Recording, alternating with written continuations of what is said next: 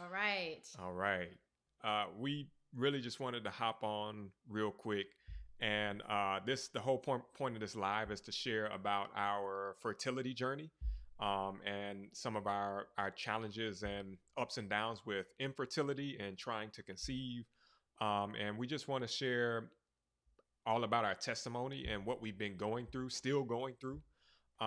We know that some of you all maybe watching this know that we've been going through that journey, but perhaps many of you don't know or didn't have a clue that we've been going through this journey. And so we just wanted to hop on here real quick live and just be transparent, and just share all of the details as much as we can think of, and as much as what comes to mind. We hope that by sharing this, that this could be an encouragement maybe to some of you who might be going through the same thing. Maybe some of you couples out there, who might be going through this, or maybe you know someone who is going through this or has gone through this, and maybe this can help you be an encouragement a little bit better for them, maybe empathize a little bit more with them.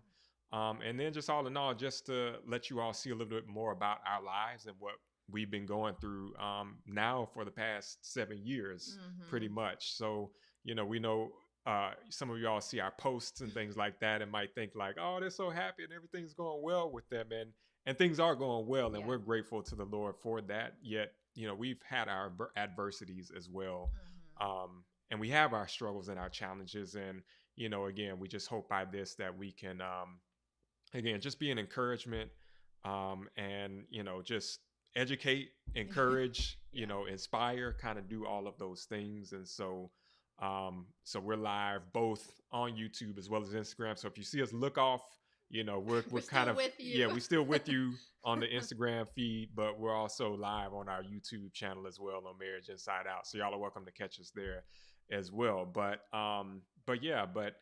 as I mentioned, so we've been on this journey kind of for pretty much 7 years. So we've been married since 2015. For those of y'all didn't know, we just celebrated 9 years of marriage, August 7th. Whoop whoop. Yay! Praise the Lord. Praise the Lord. So, but yeah, I think I can just kick it to you and just if you want to just talk about from the beginning, Yeah, from the from the beginning. start of the journey, and yeah, kind of started the journey up until now. Yeah, absolutely. Absolutely. Thank you all so much just for joining in and just for your compassion as we kind of courageously share where we are and a little peek behind the curtain of this season of our lives that we've been navigating through.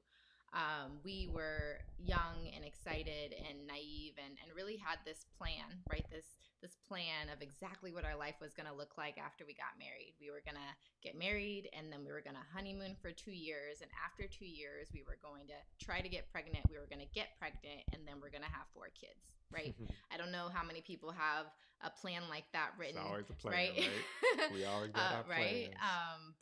But we found that obviously 7 years later, right? That journey is more challenging than it seemed, and I think early on there was just this assumption of like it should be easy, right? Mm-hmm. With that naivety, it should be easy. We honored the Lord, right, through our dating and through our preparation for marriage, and all the before we honored the Lord, like he almost like he should honor us in this way, type of mindset. So I mean, we started doing our research.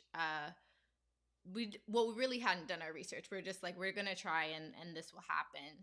And then that December, so this was 2017, 2 years in, we're like, okay, we're gonna go. That December, I did start feeling symptoms where I believed that I was pregnant. I track every month, and my period was 10 days late, and I was feeling some symptoms, uber tired, and I was like, okay, this is it. Mm-hmm. I was like, but I'm gonna be patient. I'm not gonna test like crazy. This was going into Christmas Oh, too. I into remember. Christmas, yeah, Yeah, and we were Christmas going up to Auburn, 2017. We were in Auburn. Yeah. right? But then while we were in Auburn, I felt really uncomfortable, cramping, all of those things, and obviously another cycle begun after that. After that, we felt kind of confused, discouraged, but not disheartened because I think we were only 6 months in. In hindsight, after research, like it's possible that it could have been a chemical pregnancy. We don't know for sure, right? Because my progesterone was never at the level where like I got a positive test. I was just waiting till 2 weeks after just to confirm before I took like that test to see. But we felt like that might have been it, which actually gave us hope because we're like, okay, there's something sticking. We're going. In the right direction.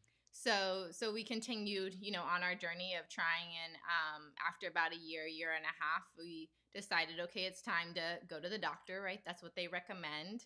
Get your blood work, have them take a closer look at what's going on inside, especially for the woman. Like it's a lot of poking and prodding, and self-consciousness, right? Of like, wait, I'm healthy. What is going on?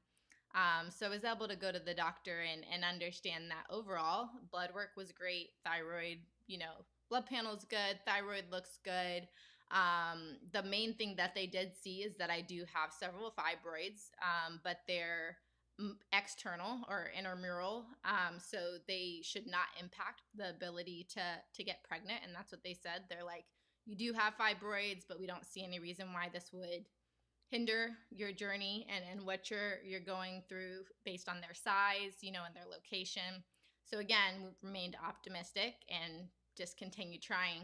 At that point, we'd done some research, right? This is like a year and a half, 2 years in, and we're like, okay, we can't just try haphazardly. We need to have a plan. We need to know some things, right? So then we started getting into the research of like, oh, I should be eating these things, or I shouldn't be working out as much, or I should not be eating this food, or I should be eating this food. And it was just kind of confusing and a little obsessive at times, I would say, by me, in terms of just trying to figure out the right recipe to control being able to conceive, right? And ultimately we know that that's not something that is in our control, but want to express the honesty of those emotions. So I'm trying to think of timeline from there as we kind of tried, and then we decided we were kind of tired after some time, and we just took a break. Yeah. So I think, I guess, a couple of things that I'm remembering. So I remember kind of when we were starting, or you were starting to try to get a little bit more insight, right? Meeting with your OB/GYN and everything.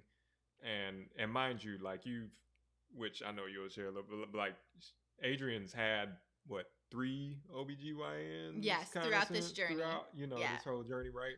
And I remember advocacy. Right. I remember the one kind of like that first one you had was kind of like she had asked like, how long y'all been trying, and you had mentioned she was like kind of trying to rush this process of like, oh well, we need to start looking at IUI, and basically trying to like almost like she tried to push that onto you and us, and I know we were like really like feeling that. It was too soon. We wanted someone that had belief. Like we're still in our early 30s and our late 20s, early 30s, right? We were not anywhere near a place of concern, and if my blood work was fine, we really trust that.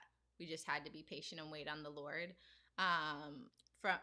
From there, we did decide over time, and it took some courage after some breaks to both get tested, right? Because it's not just on the woman. I want to say that out loud. It's not just on the woman, this fertility journey. It's important that you have open communication. And when we went to the next doctor, they had recommended that Khalil get a semen analysis, and then also that for me, just to check that my tubes were open, that I get a HSG as well. I don't know. I think it's a I don't even want to try to say. Hysteral pinkogram, I think is how you pronounce it. Okay, good, because I was gonna butcher it. But uterine examination. Exactly, where they put fluid, ink type fluid. It's not actually ink, but to be able to actually get an x-ray and see if that fluid's coming all the way through to the fallopian tubes as well. So we did both of those. And even before your first HSG, didn't you just get like just an ultrasound with Dr. The first one? The second one, I don't want to say. Yeah, well, the ultrasound, I got an ultrasound to be able to see that I had the fibroids. Right, okay, okay, that's right, okay. Yeah. Yeah. And then after that, You Yeah. did that. The first HSG. Yeah. Yeah. Exactly. Okay. HSG was recommended at that point, and this is probably like 2019 maybe. yeah, Like it's 4 yeah. years in. Yeah. Yeah. 2019. Oh no, So like 2019 is only 2 years in. 2 years from when we started Oh yeah. trying to have. Mm-hmm. Yeah. Mm-hmm. Yeah. So you got HSG. I got a semen Yeah. analysis. And yeah, I want to say like 2019 or so. We Mm-hmm. found that from my results, Yeah. like everything was fine, Yeah. no red flags or anything like that. Mm-hmm. Yeah. Yeah. And then from my HSG, we found that one of my tubes, my left fallopian tube, was blocked as well. I did not have any pain in the procedure, and I know some people say it's like one of the most painful experiences, worse than childbirth, for whatever reason. I did not in that first round, but I'll tell you about the second round of the HSG have any pain. And they said the same thing, that my OBGYN was like, you can still get pregnant with only one fallopian tube. Right. You all are healthy. Your blood work looks great. Just continue to be diligent. And I look forward to seeing you, a few months into the pregnancy, right? Or to get blood work once you get the positive result.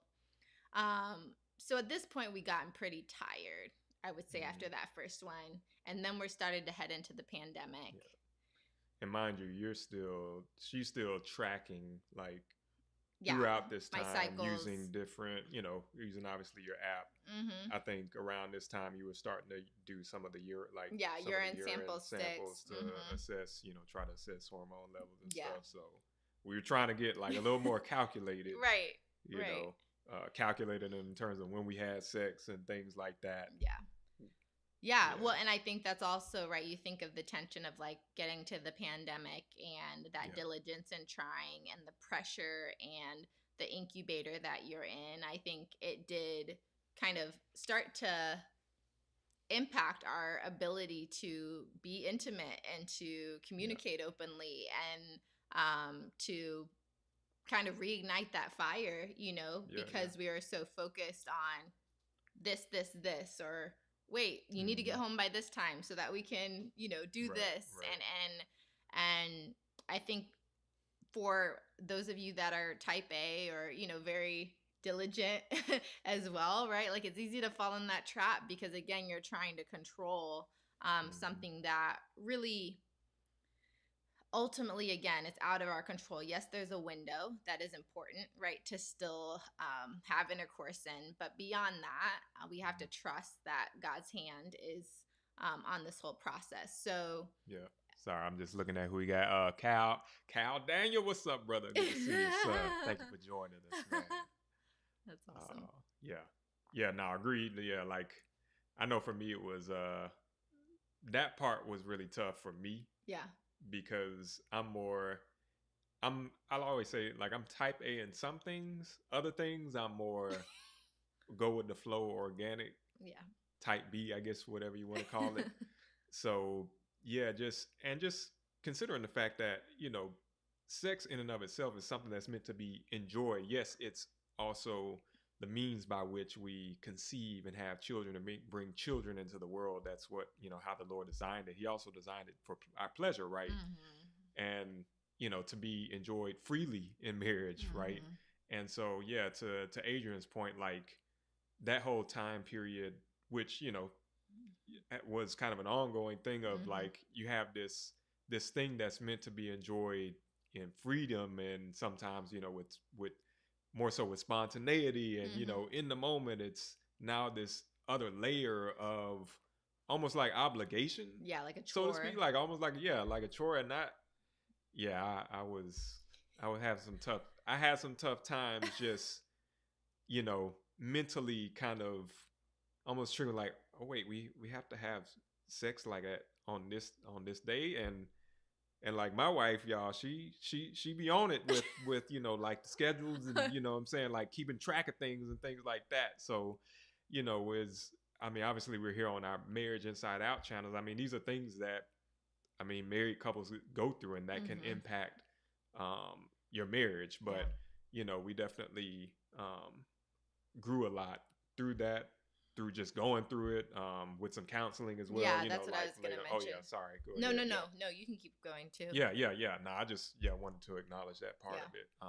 That oftentimes people don't think about when it comes to trying to conceive and have children, yeah, like that burden that it places. yeah. Yeah, Exactly. Like so. Yeah. So I think like that was kind of the core of some of our like our communication started to not be as open, right? Like the little things that someone would do before or after work, right? Like they kind of went away, and that it was helpful to do some maintenance counseling and yeah, kind of go through like an assessment and connect and yeah. talk through how we were feeling and how we could better share our needs and what we're going through with one another. Right. We um did that in 2022. in By the way, we 20 kind of jumping ahead. We jumped a little forward. We did that counseling in 2022, right, but yeah, sorry. just give y'all But yeah, context. based on all of those You things that good? have been Yeah, building out, especially since like 2020, yeah, so it was yeah. kind of 2 years of build, Right, right, right? right. Yeah, But by the time we went to counseling, let's back up, yeah. Back up, right? back to 2020. If we're in 2020, we'd had HSG, Yeah, you one had your HG. semen Yeah, analysis. yep. We're still being patient, right? This is 3 years in, Mm-hmm. and we decided, okay, we're ready. We're ready to start trying diligently again. Mm-hmm. Um, Tried a few like simple interventions. My doctor had said, especially for Black women, having a baby aspirin consistently and some, Sorry, yeah. had you gone to another doctor by this? When did you start seeing I Doctor should have looked at dates before we Doctor started this. Sylvester? I don't remember. Okay, But I think it was after 2020. It was probably okay, 2021. close to 2021. Yeah, So I'd yeah, gone to another OB. This started is seeing another the OB. third one. The Yeah, first one I loved, but then she left her practice. The second one was challenging, and I left her during the pandemic. The third one is great, and she's still my current OB. She's Haitian. She is. She's very thoughtful. I yeah. really appreciate her. Technically, you had four OBs Really? because yeah, your first one you really liked, and like you said, she left, and then Yeah. Another woman replaced her at Oh that yeah, same that clinic. was just And like that, one. yeah, but that was the one though who What was maybe trying to lift? push. Yeah. She was the one that was like, "Oh wait, you all have been trying for a Year year, and a no half, pregnant. yeah. Okay, we need to start planning. You know, we just start looking at IVF and IUI. I'm like, Yeah. and then that was the one Turned off. turn Yeah. on. Like, yeah, nah, we We're know good. we good with her. Yeah, Yeah, you thank don't know you. my history. Yeah, You're just kind of appreciate pushing, you trying to to step in. Yeah, so yeah, you had her for like a one session, just one session. and then Yeah. you went to the second or third one, The and second, then yeah. your current one. Exactly. Sorry, I remembered that. Well, when yeah, you- I was thinking practices. Yeah, So in yeah, terms of yeah. locations, Yeah. because they rotate through doctors at different, right, yeah, right. OB Okay. locations. Yeah, but you're right. You're right. So Yeah. yes, current Haitian, amazing Black woman, just really, really thoughtful and listens and patient. Very optimistic, and she understood that we weren't quite at the place on our fertility journey where we were ready to do a formal intervention, right? We really wanted to continue to trust the Lord, and then also continue to explore what alternatives we had just to better understand our bodies in their current state, and areas we could optimize, right? We're former athletes. We're like, okay, if we can, just tweak this and tweak this, who knows, that might help us get where we want to go. So because of that, we had been trying for 2 more years, year and a half, 2 years. And I was like, because I didn't have any pain in the first HSG, and there is a chance that there things change over time, right? Like if you had a little bit of endometriosis tissue. Sorry, I'm combining the two words. And maybe that HSG kind of pushed it or dislodged it a little bit. If I took another one, there's a chance that it could open up. So we decided that I was going to do one more HSG to see if it would dislodge, whatever was blocking the left tube. And we did, and that one was so painful. Yeah. It was so painful. I remember that. I cried during, and then when I was trying to tell him how it felt after, I cried after. Yeah. I was like, I never want to do that again. Yeah. I felt so uncomfortable. And it's crazy though, because like I mentioned, our first one was no big deal. I didn't feel anything, yet the second one was extremely painful. So from that, we knew for sure, okay, there's a reason beyond what we are able to visibly see that this left tube is blocked, right? That one was tough for me to see you in that much like pain. pain afterwards. Obviously, wasn't in the room when that was happening, Yeah. but after, I was there at the appointment, and then afterward, yeah, yeah. Yeah. I was like, dang, maybe that was. I was like, why did we try this? Like, we Yeah. thought this was a good idea Like, to do oh, again. no. No big deal, and it's not. It still Yeah. is it's an invasive procedure. Like they're not. Well, they're not cutting anyone in any regard. They're still going in. I was gonna say, I know we're throwing out a lot of Terms. reproductive physiological terms at y'all, but hey, Disclaimer. this is part of the journey, right? Yeah. And if you've been through this journey, you know full and well what we're talking about. If you haven't, this is just a little reproductive educational talk too that probably can help you too for whether you for guys as well. I encourage you to know these things also. Yeah. So, Exactly. So for those that are following the story, thank you for your patience. Recap is we started and initially thought we were pregnant, believed it was a chemical pregnancy, kept trying, transitioned to different OB, took a HSG or got a ultrasound, found out that I have fibroids, but none of them are internal. Sorry, where they block. If I can add the little science Please. color, I'm a scientist, so I like let's go. Fibroids, if you're not familiar, are basically, think of them as kind of non-cancerous masses that, in this case, in a woman's case, could be in certain areas of her womb, in her in the uterus, but they're not cancerous. But they are something that you should keep an eye on. Exactly, because they can grow. They can grow, right? Sometimes could potentially be precursors to cancer. So that's why it's important. You even see some women who do get them removed. Yeah.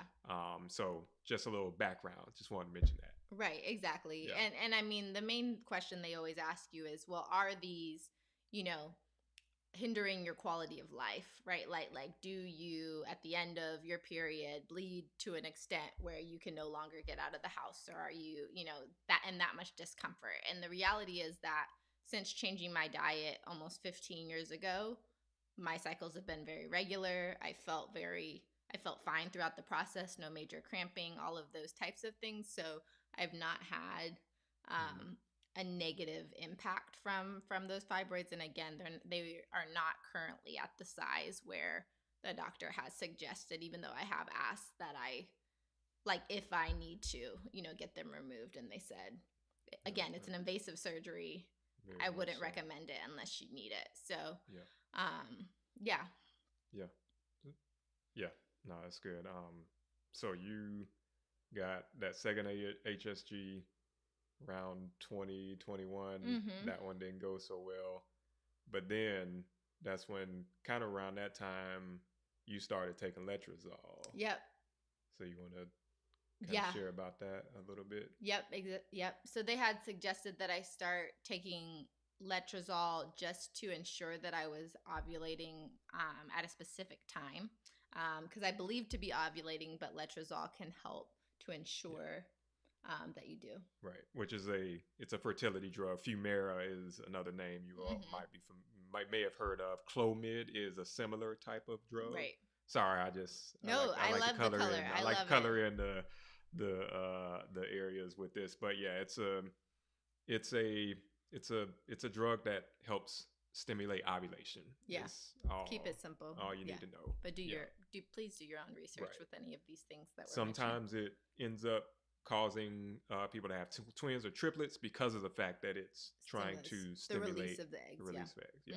So sorry. Go ahead. Yeah. So I took letrozole. However, it was just my OBGYN suggesting it, and she was not monitoring my letrozole, like what was happening after it. I did not do any ultrasounds.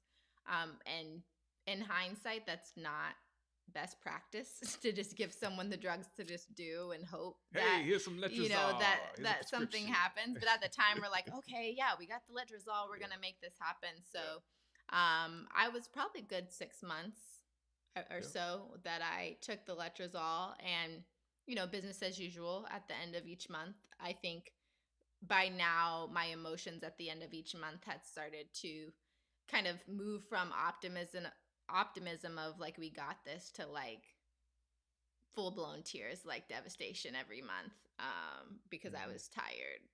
Yeah. I was tired. Yeah. Just the, by this time, I mean, like, she had a couple HSGs, started taking the letrozole, and we were thinking in our minds and in our hearts, like, okay, especially with the letrozole, like, maybe this is something that will, just help give us a little boost, right?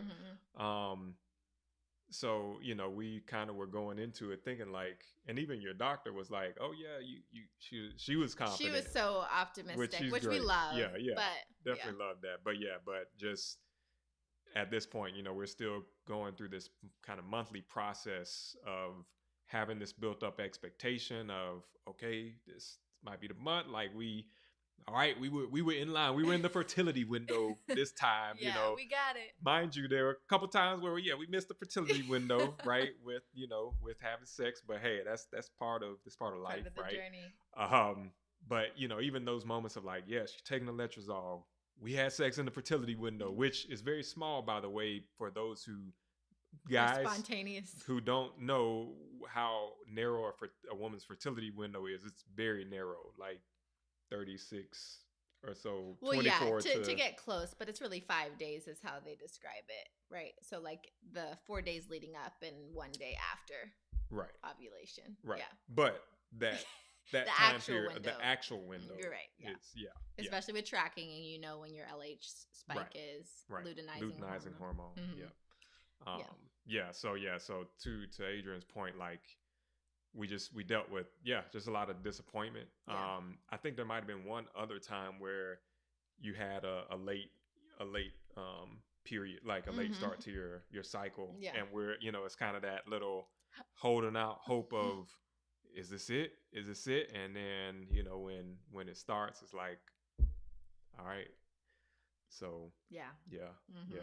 But you ended up getting a third HSG. No, just two. It was just two. Okay, I thought there was third. Okay, okay. So just two. So after that, if we fast forward into like 2022, we had taken a little bit of break, and we're like, okay, we're ready to. And if you're tracking with us, right, that's 5 years. So that's 5 years on this fertility journey. We decided, we'd prayed about it, and we're like, okay. And our OBGYN suggested as well, I'd hit 35, right, which is the age where, for sure, the scary age they mentioned, right, like you need extra support, and if you've been trying over 6 months, you should go see a fertility doctor, those types of things. So we decided that we were going to go see a RE as recommended. That's a reproductive endocrinologist, as recommended by my OBGYN. We set up an appointment. We met with her. She was absolutely fabulous. Awesome. She based in Clearwater. Just beautiful heart. She actually went to school with my OB, so there was connection there as well. She's a minority woman, just really intentional, made us feel very safe, allowed us to both kind of express our needs and where we were and what we had done. And she really actually drew out a plan that was encouraging. Like, she literally wrote out, like, okay, so you guys have said you've been here and here's what you want to go, like, consider this. Have you thought about, have you thought about this, that, or the other? And it was just, it was nice. It was refreshing. Drew out actual physical diagrams of, like, fallopian tubes. Like she's my kind of doctor. Like, thank you for just, because I mean, to all of us at some point are visual learners. So even for me, especially like with more of a science background, I like seeing. It's like, I was like, oh, this is like reading a textbook. Right. Yeah. Exactly. So no, she's awesome in that. Yeah. So she went ahead and she suggested that we get some blood work, and that we kind of go through all of the panel and things for her, right? So she could look at everything again, which we totally respected, because as time goes by, your blood work can change. So we both did our blood work. And then we sent her my old semen analysis results from 2019 or whatever that was. Exactly. So she was able to take a look at everything, and she suggests that, okay, at this point, since you all have already done HSG, since We know you have fibroids, you have one tube, but again, she reiterated you can get pregnant with one tube. I would recommend that you all explore what's called an IUI. So that's intrauterine insemination. Yep. This is 2022, and at the time we were not quite ready initially to take that step on the spot. But she was really kind and was like, you all just let me know whenever you're ready and we'll be here. So that we kind of talked about it, which is interesting because to rewind a bit back to that little incident that we mentioned to you all where that one doctor was trying to kind of push, like IUI and IVF, like onto Adrian. At that point, I know me personally, I was like, I'm not quite ready for all of that yet. Like, let's at least try. So like to then now to revisit the conversation, it's kind of like, okay, it's one of those kind of gut checky moments because it's like, okay, maybe this is something that we really need to consider because at this point, what we were doing it wasn't working, right? We weren't getting the results. We weren't really getting to first base or second base. We weren't really getting the ball into the end zone. Like so those were some I would say challenging conversations for me because it's that reality check of like, okay, like we're about to have to do this and to have never done it before, it's it can feel kind of nerve-wracking a little bit. Yeah. And gratefully I'd had some friends that had gone through different phases, right, of their IUI or even IVF journeys as well. So I had some familiarity, but there's nothing like experiencing it for yourself, and everyone's situation is very specific and very unique. And it took a lot of just thoughtful conversations between both of us around what we were looking for. Part of what drew us together as well, like even dating, was that we have a desire to adopt as well at some point in the future. So we had the conversation around, okay, is this our time to pursue IUI as recommended by the RE, or is this time for us to go down the road of adoption for a first child? So we decided that we were actually going to research both is what we decided for that next, was it quarter or 6 months, that next quarter? Something like that. So we said, okay, we do quarterly goal setting. So if you've been around with us, you know that we still do our 5 F's and our goal setting. And within that, we set a goal related to family, to do our research related to finding an adoption agency in the state of Florida and having a few conversations around what that process would look like. And then also doing our due diligence to really research what the success rates of IUI look like and what that process and experience would be like for us as well. And we did, we spoke to an adoption agent. Very nice. Christian adoption. And she explained to us the whole process of that. I won't go too deep into that, but just so that you all know, that was, this is all part of the journey, right? And so we did decide like we weren't going to go down that route just yet, even though we were grateful to at least learn and get the information for when we are ready. Exactly. Right? Because, like Adrian was saying, that is something that we do desire to do. But obviously we just decided to not pursue it at this time. So then by then, right, this is spring 2023, and we had decided that, okay, again, this is 6 years in at this point. I think we're ready. Like, I think we're ready to at least take the steps of going through an IUI process, figuring out what we need to do at each step of the way, consulting again with our RE to just go forward. So we met again in August and kind of started that journey. And we did go through our first cycle back in, was it September, October, right? Yeah, or November, actually it was. Right. We tried one that was canceled that September, October, right? Yeah, that's what I was wondering about. Yeah, because you kind of we were about like you were starting the cycle, but then a couple times, yeah, they found So the that, first yeah. time September, October, we started the cycle, and in the middle of that, they before we did the IUI, I had a basically one of my follicles had grown like to be a cyst, like be a bigger follicle than appropriate to do an IUI, and fluid filled. So they decided to cancel that cycle. That was right after we got back from Europe. And then we decided that we would go straight into another cycle, and that was November, to your point. Right. And mind you, I want to just mention something as well. Like when we started meeting with your with the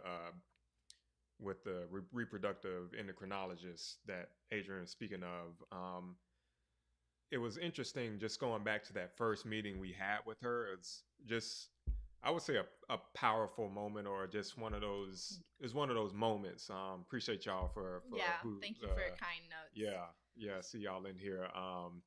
But one of the things that I remember her saying vividly during that first meeting was she kind of looked at all of our data, our all of our labs, everything, and was just like, yeah, I mean, you all are what we would call unexplained infertility.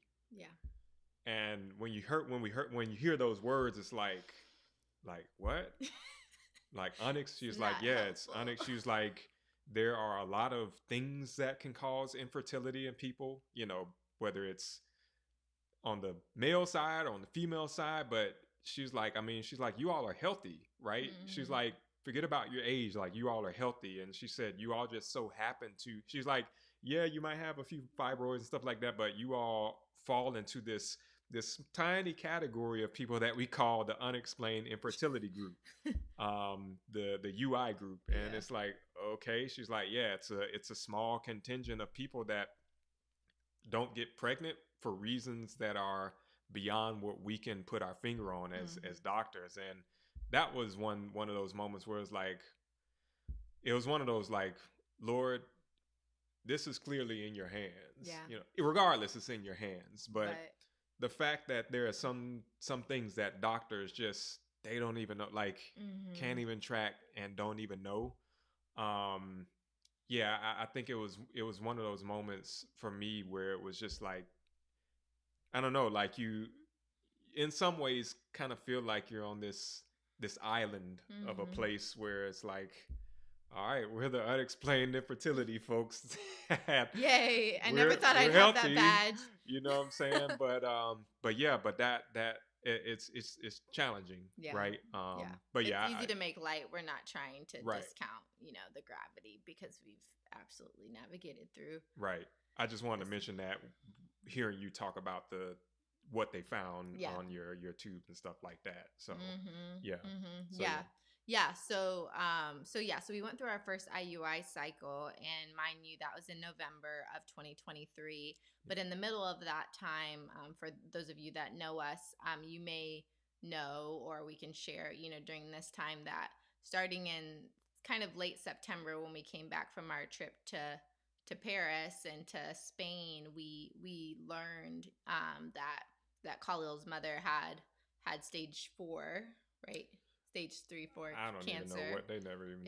I at the time. It was just, a very pancreatic cancer, right? Yeah. So he had been going back and forth between Auburn at the time, but we still wanted to follow through with what we committed to.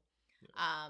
But if we were honest with ourselves, that cycle, it was just tough, man. It was just tough. It's kind of a wash because I mean, as some of y'all know, like your emotional state, your physical, not just your physical, but your emotional state can impact your physical health in certain areas.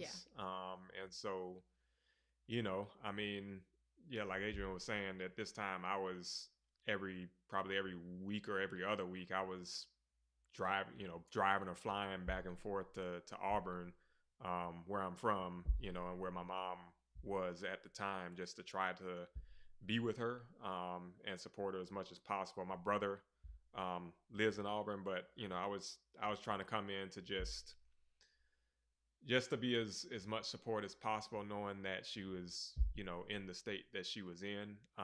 Like even that, with that cycle, it was crazy because I remember you had gone in for your ultrasound to get, you know, to see where your follicles were, like, Mm-hmm. and I was actually planning on, like, the end of that week. I was like, yeah, I'm gonna be Heading heading back back to up to Auburn. Auburn, and I think it was, or maybe it was the day before. Yeah, it was like the day before. I think I was about to head Yeah. out. You were like, hey, baby, they said like my follicles are, Tomorrow. yeah, they said my follicles are just the right Yeah. size, like, and for, again, just to give a little background context, science, for those of you all not familiar with what follicles are, they in essence are what releases Yeah. the egg. All right, Mm-hmm. so they have to Get to a certain get to a size. certain size when that egg is about to be released. Mm-hmm. So that is an indication as to when ovulation is about to occur. They look at the size of the follicles. So for those of y'all, again, we're trying to, for those of y'all even just unfamiliar with the IUI process, Yeah. the basically what happens is they do that initial kind of check ultrasound to see what size the follicles are, to see if the woman is getting to that point of getting to ready to release. Mm-hmm. They then, or well, actually, before that, once you kind of start your menstrual cycle, they then prescribe you with Yes. letrozole or Clomid Oak lemon. Mm-hmm. to kind of start to get the juices flowing to boost some Yeah. ovulation. Then it's the ultrasound to Mm-hmm. look at the follicles. Then after that, it's all right. We're gonna schedule you to come in for the actual IUI. Um, we can talk a little bit more about all of that, Yeah. but yeah. So this is, kind of at a moment where she's like, hey, they said I'm going to be ready. Yeah. Like, we're going to be ready in like a couple of days. So Mm-hmm. I was like, okay. So I had to, basically readjusted my plans to, push back the time when I was going up to see my mom. But Yeah. yeah, it was just, um, long story short, that cycle, that attempt, which was our first official full attempt, didn't work. Right. So Right. no baby. Yeah. No baby. Yeah. So this is, for those of you that are just joining, we're at November 2023. And at that point, we did go through. We had gone through 2 losses by December. And we just needed to take a break. Yeah. Take a break from anything other than focusing on navigating through grief, maintaining our jobs, and showing up. Right. Yeah. So we really took the beginning of 2024, really 6 months, almost like 5 to 6 months, to just kind of disconnected from serving at church, disconnected from doing anything. Well, he kind of went head first. He's like, you know what, I'm gonna try to launch this new ministry. I was kind of, that was one of those moments. This is off tangent, when you kind of like go onto a train just to tour it and look at it, and then all of a sudden it just starts taking off. It took like, off with you on wait, it. what's going on? Sorry, that was. Yes. Yeah. Well, yeah. I definitely shut off, Yeah.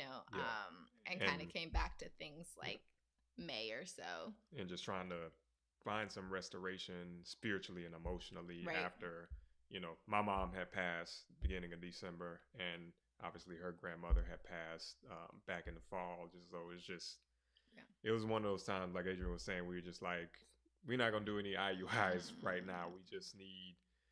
We need our souls to be renewed. We need the Lord to just renew us right now. Exactly. Before we can step back into the game, if you will. And I would say that, throughout this journey, right, the thing that can be challenging is you start to lose hope. Right. You start off with a lot of faith and belief, and then you start to question God, right? You start to question his provision and all of the things we say, and we know those things to be true, but to Khalil's point, to be able to take a step back and really like renew our minds and really allow the Lord to renew our hearts to a place where we had belief again, belief that he will do what he said he will do. Right. And I would say to that, if I may add, please. like, especially,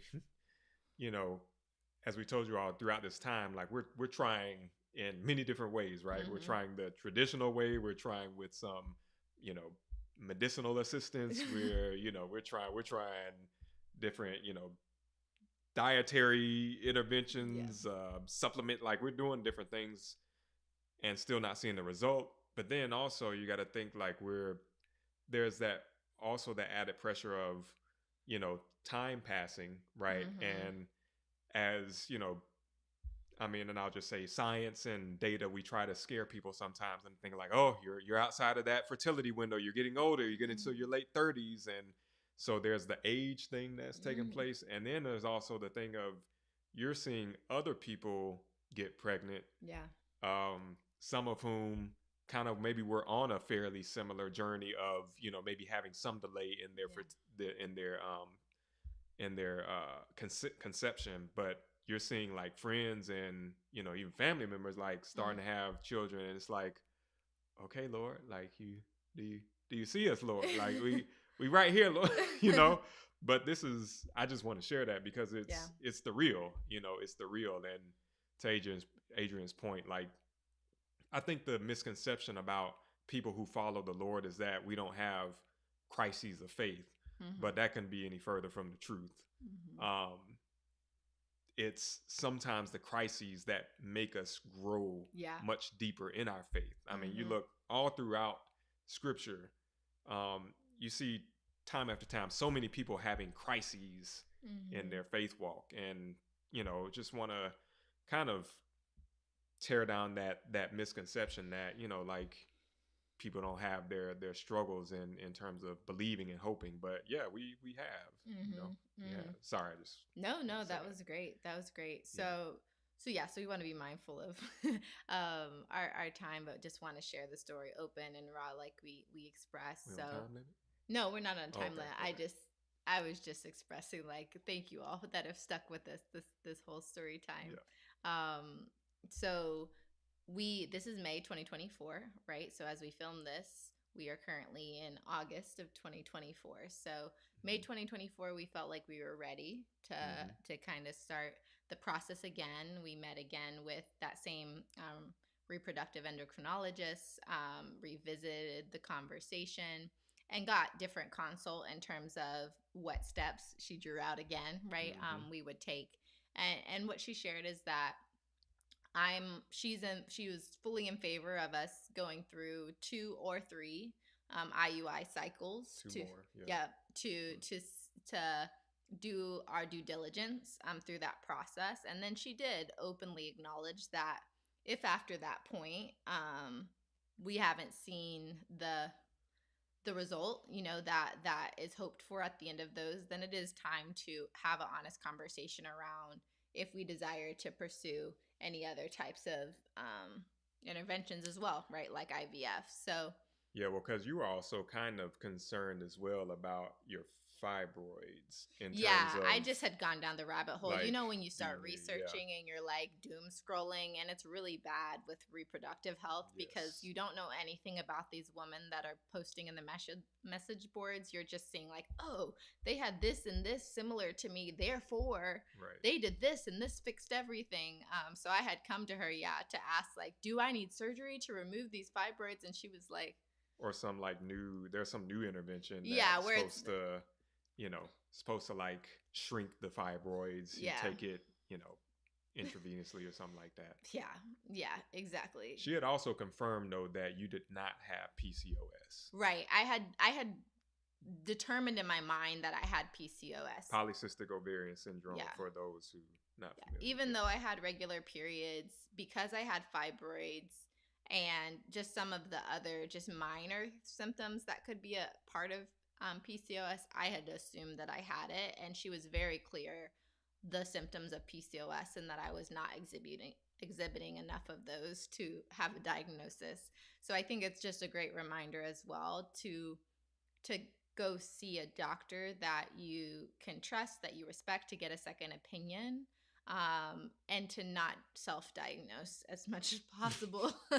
Yes, advocate for yourself, right? I advocated by asking, but then she was also very able to clearly explain, and it wasn't like I was having a specific type of pain or, again, extreme discomfort during my period or anything like that. So Yeah, which was good news. Like, yeah. grateful to hear that. Yeah. Mm-hmm. Mm-hmm. Okay, so we in May July. or May. Yeah, June was Yeah, kind of when June we decided to start our first, really second IUI cycle.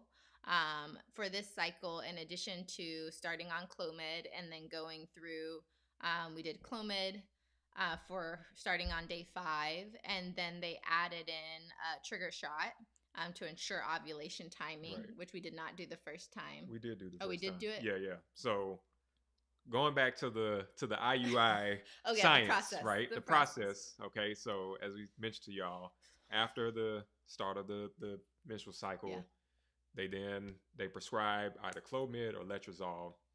After that period, then the woman goes in for ultrasound. They look at the size of the follicles, determine if they are right size. They also look at the thickness of the uterine lining as well. Yeah. Didn't mention that. So there are certain metrics that they look for that. If they determine, hey, it's about that time, then they prescribe it's called an HCG, which is a gonadotropic shot. Basically, what that shot does. So the brand name that they prescribe for her is called Avadril. So some of y'all, maybe if you familiar with this, you've heard people talk about it. What it is, it's a hormone shot that basically is meant to trigger the release and kind of be the spark to trigger the release of the egg to ensure that the egg is being released. So that shot, they schedule that shot to happen, and you do it. It's self-administered, so it's teamwork. It's teamwork. Yeah, I appreciate that he can do it. That he has that science background and isn't like wheezy. Yeah. Definitely done things with needles in my work. So they schedule that shot. You have to take the shot 36 hours prior to the scheduled IUI appointment, because that's kind of the timeline that they anticipate that the egg will be right and ready for fertilization, all of that. So, and then the IUI appointment, that's when you both go in. The man does sperm collection an hour before, and then they basically prep that sperm collection. They wash it to kind of get it to the point to where it needs to then be placed into the woman. We just giving y'all, it's PG-13, but this is still the science, right? So they have to kind of sterilize and wash that semen sample before it's then time to place it in. Yep, exactly. So we went through our second cycle in kind of June, July, and I was on Clomid. It was 50 milligrams, and took that process. We went through every step. I had 3. That was the 3 follicles, right? I had 3 in that case, that were of good size. So we timed it out. We're very, very, very hopeful, because we're like, okay, we did this right. We were diligent throughout the process, and then we had our 2-week wait, and then just like clockwork, they call it Aunt Flo is back.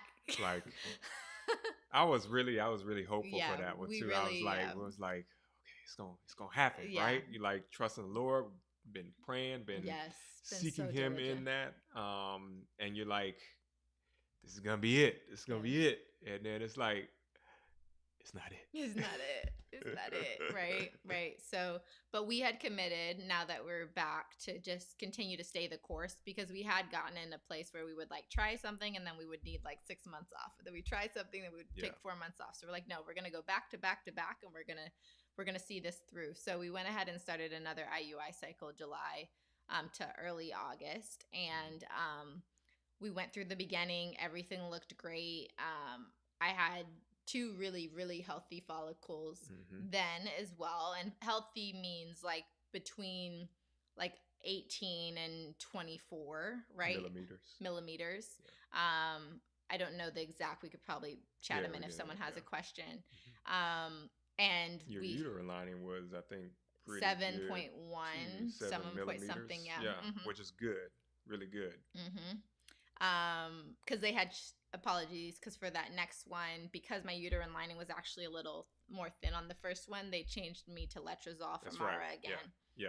Change instead it of back to Clomid. letrozole. Yeah. So on the second one, I had that, and we were going through the process again, very optimistic, heading up for our IUI appointment together, and then got stuck in 2 hours of traffic heading to a bridge. And you're like, okay, Lord.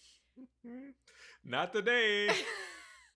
When timing matters, you don't want to be sitting on a bridge in 2 hours of traffic because there was some like freak random accident that happened.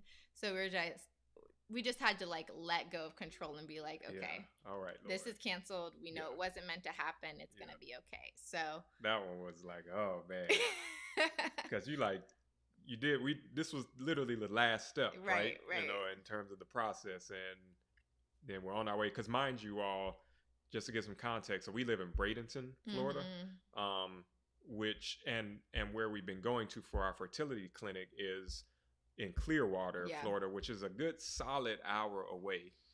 Sometimes hour 10 minutes, depending on traffic. But yeah, there's a bridge that we have. So basically, we have to drive through St. Pete to get there, and there's this bridge where, in this one day, it was like we looked at our phone, like we came to a halt, and we like, what's going on? So we looked at our phones on the maps, and it said like 2-3 hours of traffic, and we're like, all right, well, we make it today. And we could have taken a detour. So note to self, excuse me, always check your map prior to getting in the car to drive someplace. Like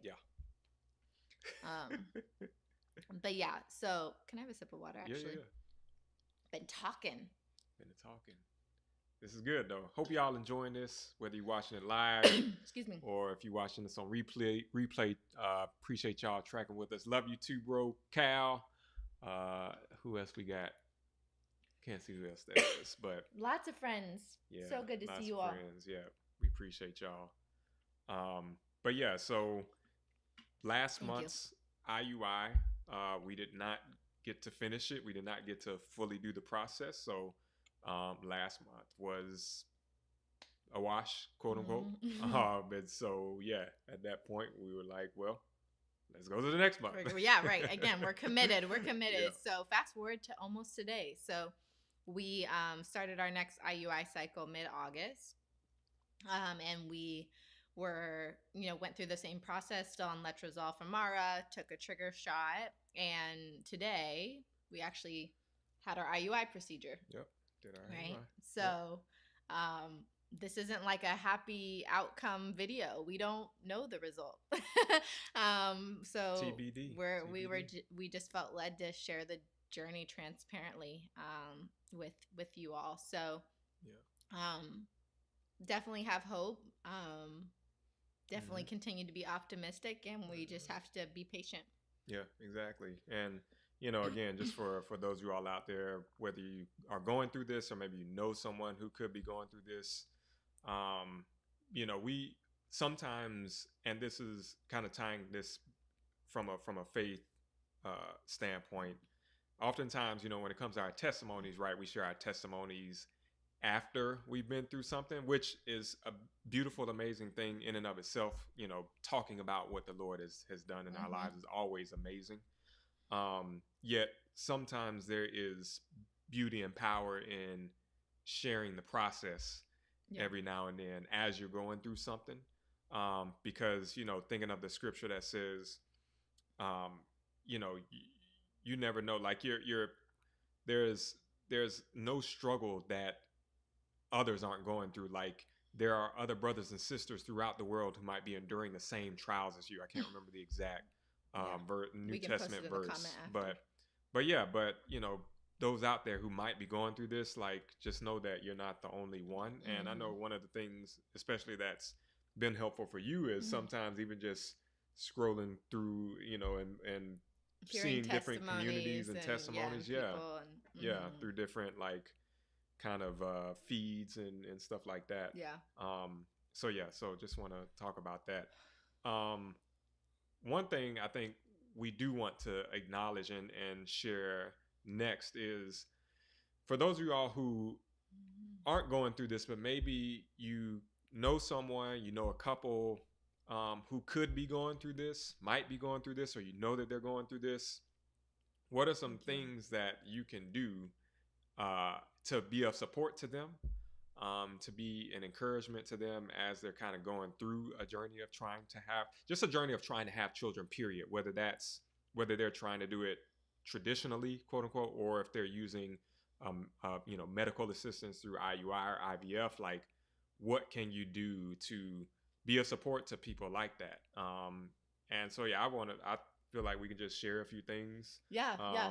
I think we can talk about what not to do as well, Yeah, we because could do that that. list is long for me. So, Right. you wanna Yeah, share let's start with something? what to do. Yeah. Let's start with what to do. Yeah, I mean, I think it's important that if someone is courageous enough to share whatever phase or stage of this journey it is, sometimes it's easy to want to um, share your own testimony as a reminder very quickly of, um, hope, but not knowing where they are. I think it's important to always first just empathize, right? Hmm. Just recognize that someone was courageous enough to share vulnerably where they are on this journey of conceiving children.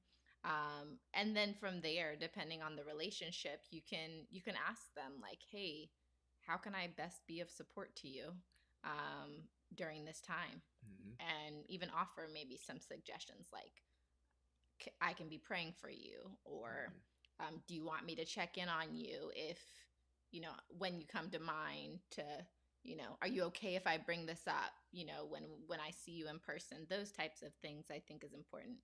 Yeah. Yeah. You want me Yeah, to go go? ahead. Okay. So yeah, so I'm gonna share. I have a list of things because sometimes this is my mind keeps track of things when we experience things. So, um, yeah, I would say one thing is to be careful with giving unsolicited advice. Mhm. Just be careful. Not saying that you can't give advice, or that you shouldn't, but just be careful. A lot of that is based on how well you know the person and what kind of relationship you might have with the couple. But I mean, I can say that we have experienced a deal of that, Good deal. at different time points. So even though, hey, I know some of you all may have some knowledge in certain things, or maybe you've looked up or researched certain things. Even if you've learned it and you feel really great, really confident about it, it doesn't mean just go sharing it with a couple if you know that they're maybe going through a trying to conceive journey, because you just never know what they've already been doing, Right. right? You're Or moving off how, of assumptions. yeah, Yeah. yeah. So, like, just be careful if you're saying things like, oh, have you tried eating this? Or, have you tried removing these, certain things from your house, or Yeah. chemicals or things, or, like, hey, have you tried having sex upside down? That works great. Like, for real though, like, these are some of the things that no one's ever told us that, by the way. Yes. But those are the types of things that sometimes we speak just from hearing it or reading about it. And you just be careful about what you recommend to a couple Yeah. going through that. Something Yeah. you want to add to that? No, I was just going to build. Yeah, I think a few of the most hurtful things that have been shared have been off of assumption, Mm-hmm. So, whether it's a family member saying, I, you know, if I ever have any um, grandchildren, right? Or whether, just talking to someone even secondhand. Oh, I was Or, gonna get to that. oh, Yeah, yeah. yeah, I was gonna get to that. Or when someone does just assume and says, like, basically you have to change to a low tox lifestyle in order to conceive, when, Mm-hmm. if we're honest, people that are, you know, eating whatever they want and doing whatever they want conceive as well, right? It really is a blessing Folks from the addicted to drugs Lord, that have conceived right? children. So there's no like secret pill, if you will, that Yeah. will change our journey. And I think empathy is really one of the most powerful tools, Right. Exactly. Yeah. And to what you said, I was gonna say this is kind of more of a foundational tip for just anyone talking to a couple, period. Just saying, even like whether you know anything about them or not. Don't ever ask a couple when they're gonna have children. Right. It's just never appropriate. Don't do it. And Like, not even when they're going to have another, right? For those yeah, that have it, because don't there's secondary infertility, don't right? ask couples when they're gonna have children. Like, you can ask them, do they desire to have Yes. children? Yes. That's the way to ask a question. Mm-hmm. But don't ever ask a couple when they're going to have children. Like you Yep. said, don't ask them when they're going to have a second one. You don't know. A couple might have just had a miscarriage. Right. And you have no idea. Mm-hmm. So, and I know I'm getting a little fired up, but these are etiquette things that we don't often teach and aren't taught when it comes to interpersonal communication relationships with this thing. So don't ever ask a couple when they're going to have children. Um, for you, and this especially for you, the aunties and uncles and grandparents the parents out there. I gotta say this, but you know, don't ever don't ever make comments like Adrian was saying along the lines of, when are you gonna have my grandbabies? When am I gonna have some nieces and nephews? Right? Like we often hear that, right? Especially some of you newlywed couples, right? Um, if you are a sister, a brother, a parent, like don't say that to your children. Yeah. Don't say that to your brothers or your sisters who are married and might be looking to have like, because going back to the point about not asking them when they're going to have children. First, another thing is you don't even know if people want to have children. True. Because not everyone wants to have children, and that's okay, right? It like for the parents and the siblings out there, like your children or your siblings, they don't owe you grandchildren. Yeah. They don't owe you nieces and nephews. Right. I know that's our culture, especially here in America and kind of more Western culture, that we just expect children to come, right? Because we think, well, the Lord said, be fruitful and multiply, right? But that's not even like, that's taken out of context, right? Yeah. You're talking about a command that was given under an old dispensation. I'm not even getting too deep into all that, but that's a whole conversation for another day. But it's not even a godly. That's not even part of God, the Lord's main command in the current New Testament in which we live, the New Covenant, right? The only two things Jesus said was to love the Lord with all your heart, soul, and strength, and love your neighbor as yourself. Yes. That is it. So yeah. So I think just that entitlement of like your children or your grandchildren, your brothers, sisters, whoever owe you some nieces and nephews or grandchildren is just, it's just something that got to stop. Yeah. Because you just don't have no idea what kind of emotional toll that takes on the couple, especially the woman. Yeah. So. Yeah, because you're already self-conscious, right? You already feel like something's wrong with you, and you already feel like you're the reason, right? Right. Even when you're not, even if it is other factors. So it does feel like a pile on. So I do think that it is important just to recognize that and to think through it, right? Just to think before we speak to others and to speak life and to speak kindness and to speak encouragement as well. Yeah. And to respect how people want to communicate and share, right, about what they're going through as well. Exactly. Yeah. Last thing I would say, you kind of said about, I just want to emphasize again, one of the best things you can do if someone confides in you and sharing that they're going through a journey of trying to conceive children is, if you're someone who follows the Lord, just say, I'll be praying for you. That's probably one of the best things you could do, is just saying, or thank you for sharing that with us. Know it's challenging, or I can imagine it's challenging. We'll be praying for you. Like, and we appreciate anytime someone says that to us, like, yeah, we'll be praying for y'all. We'll be believing with y'all. Like, we'll be standing in faith with y'all, because that just does so much. Yeah. No, I agree. Do you feel like there's anything else that kind of going through this journey that you've learned or that's really stood out to you? Or like, what do you feel like or is there anything you feel like has been like any revelations or epiphany moments that you've had? Yeah. Kind of going through this. Yeah, I would say that that's a really good question. I've been really encouraged. I would say that I have had, just so many and it might not be so many friends at one time, but I feel like throughout this journey I've had at least one friend, right, on one phase of the journey that I've been able to talk to and connect with and confide in, and I know those, that journey changes, to Khalil's point, right? Like when that friend gets pregnant and I'm still the one, on the journey that's not there yet. I do appreciate all of those friends or colleagues that have been vulnerable themselves and sharing their own testimonies and their own experiences, because it has been such an encouragement to me. So I think that has been really, really positive.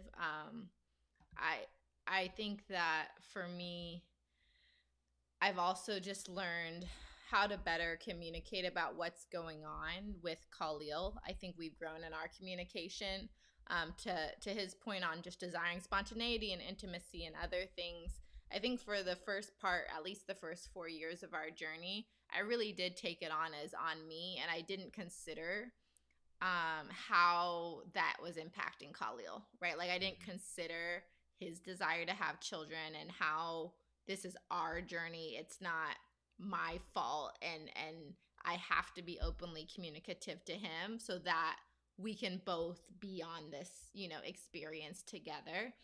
So I think we've definitely grown in communication, especially. I mean, you guys just heard Khalil like rattle off. He knows everything about the IUI sector. Like he is a researcher. I'm like, all right, babe, I see you.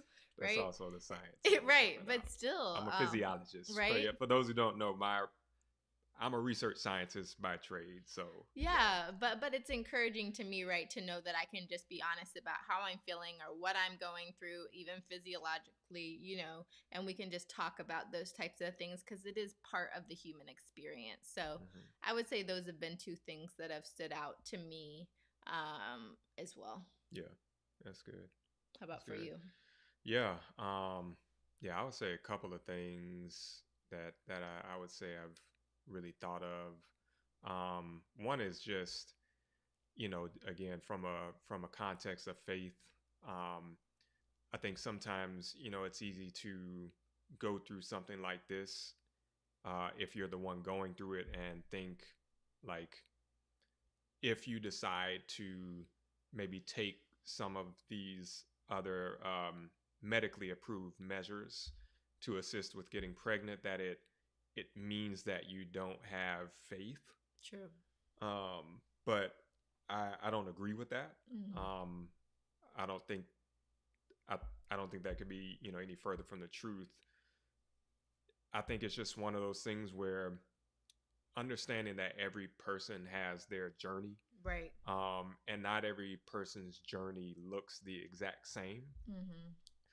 And and just because if you're a couple that decides that, hey, we're gonna go, we tried the traditional route, right, the natural way, quote unquote.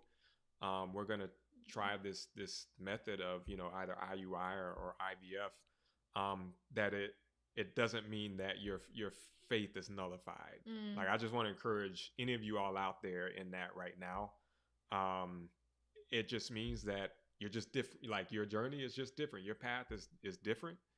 And thankfully, and this is one of those conversations that, could be debated, right? Yeah. Because there is the question of, well, how much human intervention should we have in life in terms of things that the Lord has designed, which I'm not going to get too deep into that. That's a philosophical debate that for another day. But, I often think about, if something like this, if these methods were available to the women in biblical times, because if, in biblical times, in Old Testament times, to not be able to have children, if you read, it was considered a curse.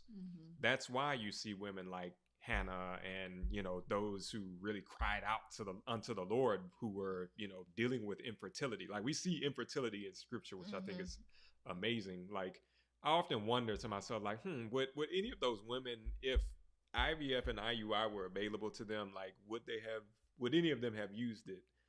And I honestly think perhaps maybe some of them would have, yeah. because of how significant it was to have children for them at that time. if it was something that the Lord made available, maybe they would have. Who knows? And so I say all that to say, like, it doesn't mean that your faith is invalid, or that that your faith is nullified. The Lord provides us things, and some things in the medical field that give us assistance, that give us the ability to be healthy, or to achieve certain things. That's why surgeries exist. That's why a number of different things exist. So I just want to say that. And then the second thing I want to say as well is, if you are someone who's going through this, or if you know people who are going through this, that um, don't allow the information that's out there to scare you. Mm-hmm. I think that's a big one too, because kind of as Adrian was talking about, like, it's easy to get deep into the rabbit hole of all of this information that's out there, right? About for infertility and, like, diseases and da da da da da. And then you can, like, easily fall into this pit of, like, oh my gosh, like, is something wrong? Like, is something Mm-hmm. wrong with me? But and even for us, I mean, at this time, like, I'm 30, like, we're 36 and 36. I hope you don't mind me. No, you're You fine. don't mind Yeah. me revealing your I don't. age. I don't.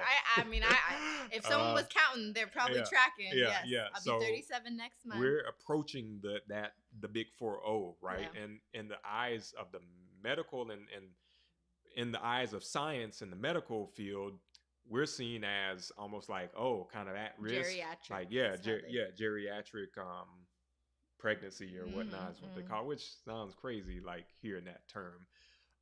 But there's a lot of scare tactics, a lot of scary information out there that can make you think, oh my gosh, like, huh, like, we better get this done now because our time is running out, our fertile window is running out. But in reality, man, with anything, there's always the bell curve, right? Mm-hmm. And what I mean by the bell curve is, when it comes to data and statistics, you have people at one end of the spectrum that, they get pregnant like that, like, looking at each other. Just looking at each other. And then you have people on the other end that it might take them some time. It takes them a little bit longer. And that percentage is small, but it's there. And then you have most people who kind of fall in the middle, which, they get pregnant maybe after a few tries or whatever. But, I think it's important to mention that don't let age scare you. I mean, there are people in their 40s who get pregnant, who have their first pregnancies successfully at age 40 and beyond. A lot of the reason why oftentimes the information is pushed onto people is because of means and averages. Or in other words, the typical stats that we see in terms of when people are in their fertile window. Doctors want to try to keep people, or make sure people are doing things in that window, because yes, there can be some risk outside of that window, but it doesn't mean that you can't get pregnant or even have a healthy pregnancy outside of that window. So yeah, I would just say, like, be encouraged, even if you are a late bloomer like we are. Like, hey, you can still be in your late 30s or even at 40 and still be healthy enough to have children. People have done it. People are still doing it.